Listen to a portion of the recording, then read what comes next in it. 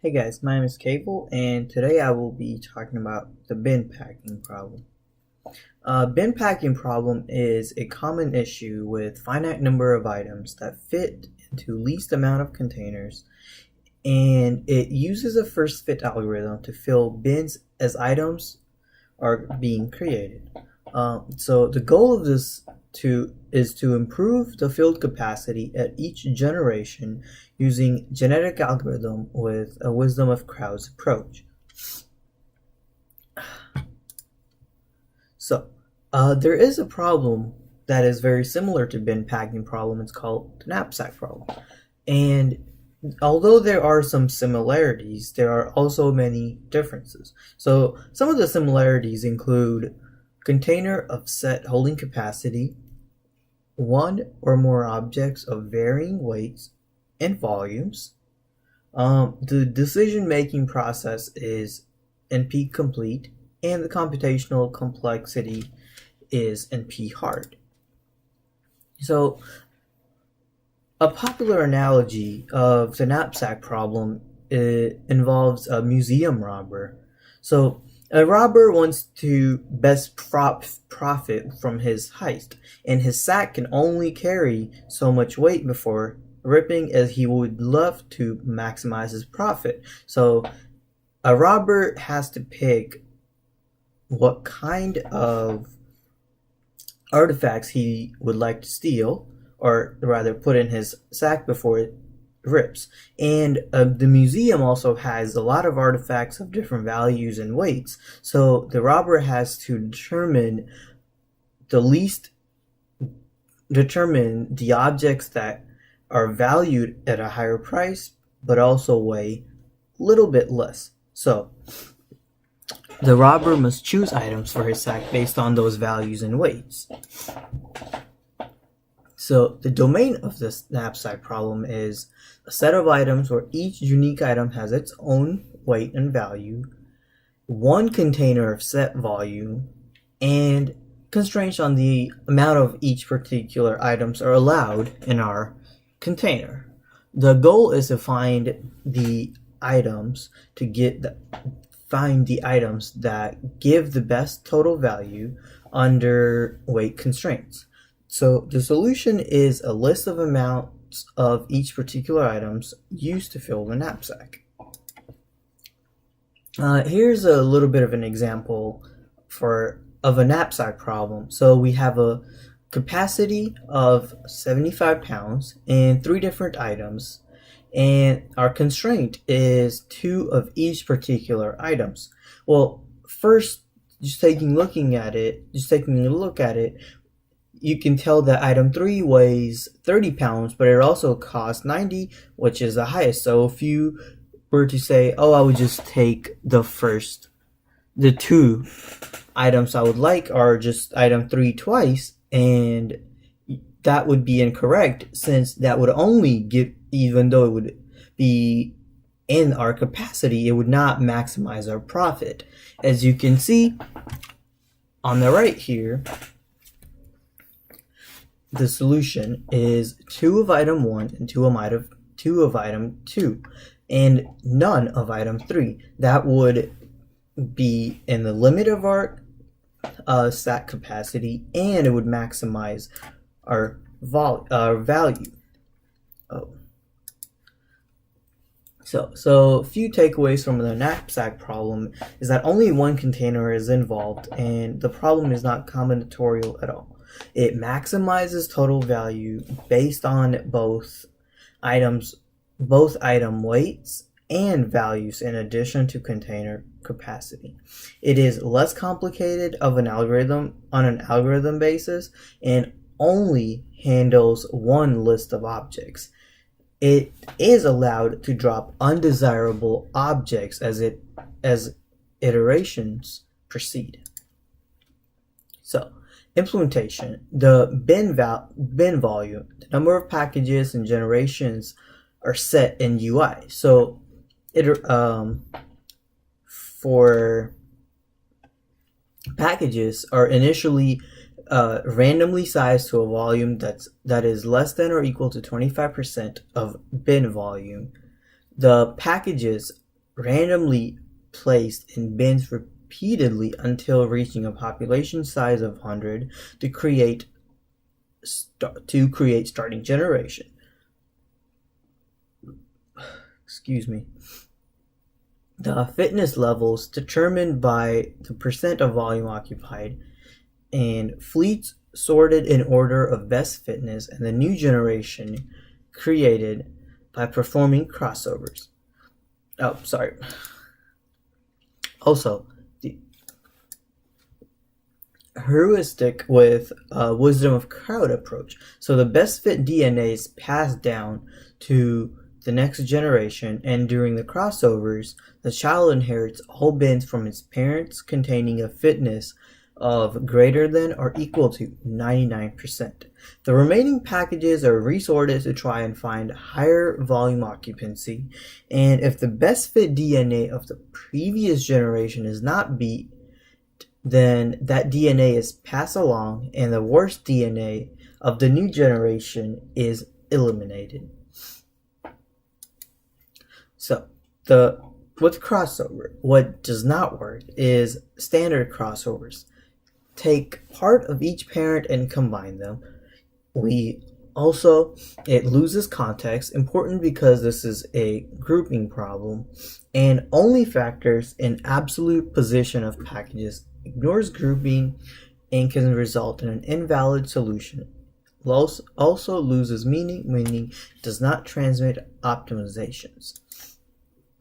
So here we have a standard crossover example, and we have two parent and a child. As you could see, our two parents are the same, but the child that is created is completely different. The bins only matter in the context of the original chromosome, and no bin was transferred between parents and child. The crossover. Another crossover is partially mapped crossover. Let's take part of each parent and combine them to make two children, but keep a map of the swaps. So similar to a standard crossover, but we lose context, and it is better than standard crossover, but we still ignore grouping, or the problem ignores grouping. So here we have an example of two parents and child 1, and we have our mappings. So if we continue here, well, after applying the mapping to child 1, we get the following result. As you can see, we preserved the group 4, 5, 6, 7, but lost an optimal group of 1, 9, 7, 3. And as you can see, the new solution could be meaningfully worse than either parent if 9, 1, 2, 3 is a very suboptimal grouping. And as we go back here, it says 9, 1. We are assuming that 4, 5, 6, 7 are assuming that 4, 5, 6, 7 are in the same group. Sorry. And that 9173 is an optimal group. So, with crossover, what does work is a grouping genetic algorithm. So, there are 5 different steps. We select random at crossing sites. These sites will be groups instead of absolute positions. No, crossing sites don't need to be the same size. So inject the group from parent 1 into leftovers from parent 2 to form the child, and eliminate all duplications from the groups that were members of parent 2. Adapt the remaining members from group 2, that is, rearrange them into good groups. And last but not least, it's an optional step, so we rerun steps 2 to 4, but with the role reversed to form a second child. We omitted the step in our project.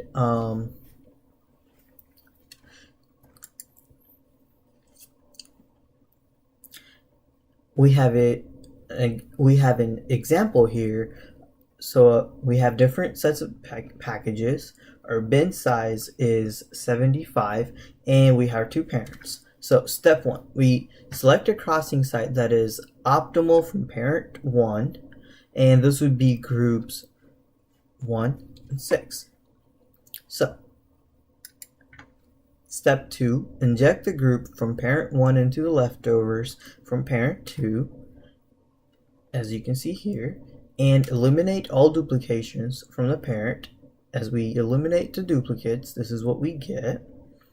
And step 4 is to rearrange the remaining groups to be as optimal as possible, and this is our solution here. So with wisdom of crowd heuristic made significant progress in distribution of fairly good solutions. The total size of packages with respect to bin volume affects filled occupancy of bins and fleets. Thus, smaller the packages, more filled bins tend to be. For example, Raymond's area sums. So with genetic algorithm with wisdom of crowd results, it's genetic algorithm with wisdom of crowd results in fast evolution in early generations. Fitness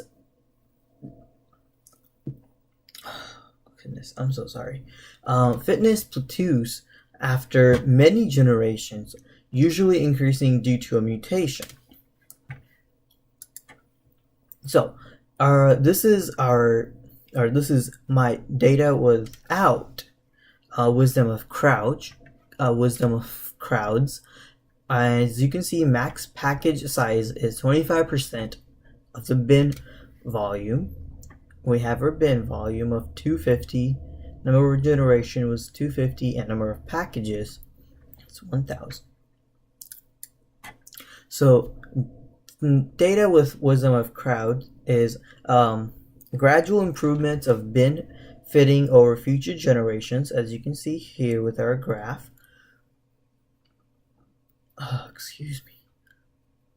The rapid improvement early on, as you can see here, and wisdom of crowd helps retain the knowledge of optimal bins.